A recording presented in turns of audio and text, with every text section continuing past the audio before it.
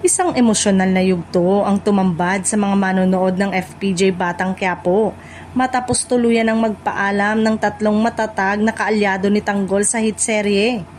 Mula umpisa hanggang dulo, sila ang naging sandigan niya sa bawat laban at pagsubok na kanyang hinarap sa magulong mundo ng Quiapo.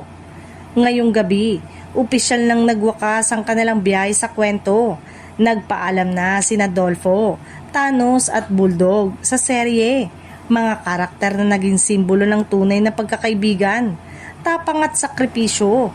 Ang kanilang pag-exit ay isa sa pinakamatinding tagpo na tumama sa puso ng mga manonood.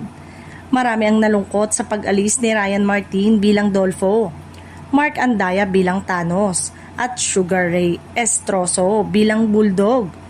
Pinuri ng netizen ang kanilang husay sa pagganap at ang makatotohanang pagdadala sa kanilang papel na tunay na nagbigay buhay sa kwento.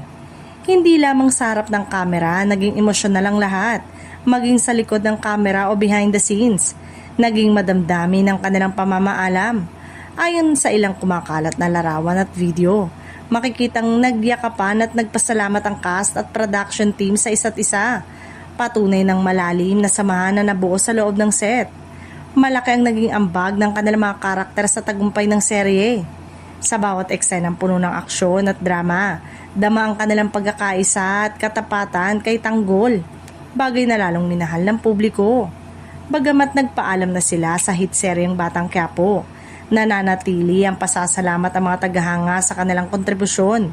Ang kanilang pamamaalam ay hindi katapusan, kundi panibagong simula para sa susunod nilang mga proyekto na tiyak na aabangan pa rin ng kanilang mga taga-suporta.